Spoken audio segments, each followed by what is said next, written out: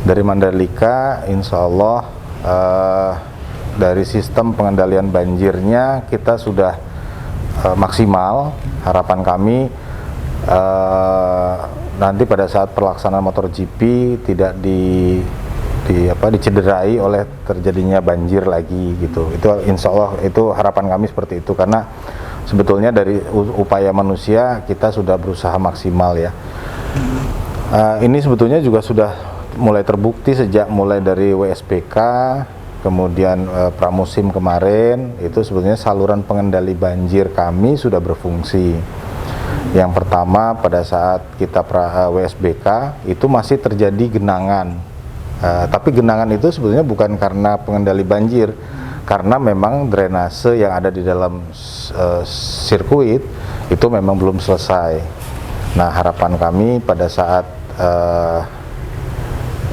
MotoGP, sistem drainase yang dilaksanakan oleh ITDC sendiri, bukan oleh kami, itu bisa diselesaikan sehingga nanti tidak terjadi lagi genangan di dalam kawasan sirkuit. Kemudian pada saat WSBK pada saat pramusim, alhamdulillah juga kita tidak mengalami kendala, pelaksanaan sirkuitnya juga tidak terganggu oleh banjir. Jadi secara sistem sebetulnya kami sudah bisa 2 kali melewati uji coba. Pada saat itu terjadi hujan deras juga dengan 100 mm. Itu pengendali banjir kami bisa berfungsi dengan baik, alhamdulillah. Nah, kemudian yang kedua yang berkaitan dengan sistem penyediaan air baku. Memang betul bahwa kami belum bisa menyelesaikan yang dari Pengga karena memang masih on progress. Tetapi kita sama seperti pada saat WSBK dan pramusim kemarin, kami sudah menyiapkan alternatifnya dari Bendungan Batu Jahe. Jadi Batu Jahe sudah bisa mensuplai, kemarin sudah terbukti 2 event tersebut bisa mensuplai air bakunya.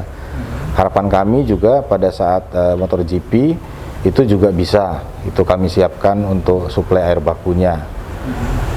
Nanti jangka panjangnya, jangka kedepannya setelah MotoGP ini kan memang luar biasa nih efek ekonominya ya. Jadi nanti pertumbuhan, ada hotel-hotel, masyarakat, kawasan penunjangnya dan lain sebagainya, itu nanti akan kami tambahkan suplai 150 liter per detik dari Bendungan Pengga. Itu mudah-mudahan akhir bulan September sudah bisa beroperasi. 150 liter per detik. Liter per detik. Itu sudah bisa dari Bendungan Pengga. Berarti memperkuat dari Batu Jahe. Ya? Bahkan kalau Bendungan Pengga itu sudah berfungsi 150 liter, saya kira dari Batu Jahe bisa kita maksimalkan untuk irigasi. Jadi tidak dipergunakan lagi. Batu Jahe berapa? 130. Kira-kira perkiraan kebutuhan itu berapa Pak? Ada nggak perhitungannya? Perhitungannya sebetulnya dengan ini sebetulnya kalau lihat dari jumlah kemarin kan 100.000 orang ya, terus kemudian dikurangi jadi 60.000 orang kemarin itu sebetulnya dari 20 liter per detik untuk kawasan itu sendiri cukup gitu, karena dominannya kan yang nonton tidak bertempat tinggal di sana. Jadi kebanyakan mereka itu hanya eventnya saja, jadi pagi sampai sore mungkin, jadi tidak itu. Kemudian mereka banyak kembali ke Mataram, ke Senggigi, kemudian ke tempat-tempat yang lain.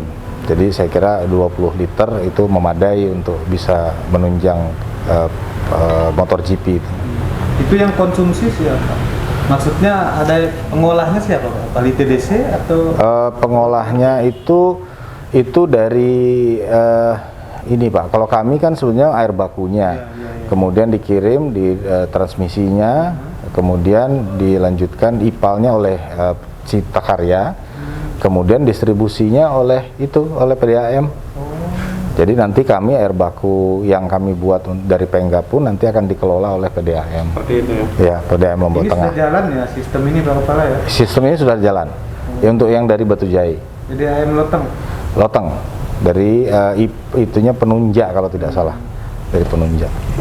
Jadi dari PDAM kemudian ke konsumen termasuk ke hotel-hotel ya Pak? Termasuk ke hotel-hotel. Lewat, kalau nggak salah, lewat tampungannya ITDC. ITDC sedang membuat tampungan itu.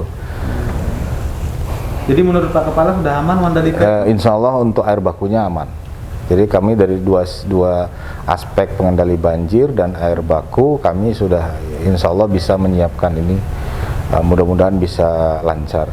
Kalau profil pengendali banjir ini seperti apa Pak Kepala? Saluran-salurannya? Salurannya dia itu melingkari kawasan Mandalika. Iya. Jadi kita tangkap itu, nah tangkap kawasan Mandalika ini. Sebetulnya dia ada profil sungai-sungai di kawasan Mandalika ini kan rata-rata sebetulnya sungai kering. Iya, iya. Jadi pada saat dia tidak hujan dia kering, pada saat dia hujan itu tiba-tiba bisa melimpah ruah itunya. Nah itu yang kita coba tangkap itu. Jadi pada saat dia hujan itu kita tangkap, kita masukkan ke dalam saluran kita. Kalau seperti ini konsep ininya seperti di Jakarta sebetulnya. Jadi kanal banjir barat, kanal banjir timur itu kita melingkupi daerah Jakarta itu. Nah kalau ini melingkupi kawasan Mandalika, nah kemudian kita masukkan ke dalam lagun. Berapa kira-kira panjangnya? Panjangnya yang untuk barat itu sekitar 7,2 kilo. Kemudian yang timur itu sekitar 5 kilo. 5 kiloan. 7,2 ya? 7,2 yang barat, sisi barat. Lebarnya berapa nih Pak Kepala? Mau macam-macam. Jadi ada yang lebar 2 meter, ada yang lebar 4 meter, kemudian 8 meter, 10 meter, terakhir masuk ke lagun 14 meter. Gitu. Jadi memang kita siapkan. Nah ini yang jadi masalah kami itu, yang harusnya 2 meter itu untuk menampung catchment sekian, karena kawasan di atasnya rusak, jadi dia akhirnya harus menampung yang lebih dari itu, sehingga akhirnya terpaksa kami lebarkan kemarin, yang 2 meter jadi 4 meter ini. Nah ini yang kemarin. Jadi sudah clear ini Pak Kepala ya, drainasenya itu ya, aliran air? Iya, sudah clear, alhamdulillah, insya Allah. Apa sih namanya? Drainase? Saluran pengendali banjir kawasan Mandalika, kawasan khusus Mandalika. Kek Mandalika. Kek Mandalika, ya.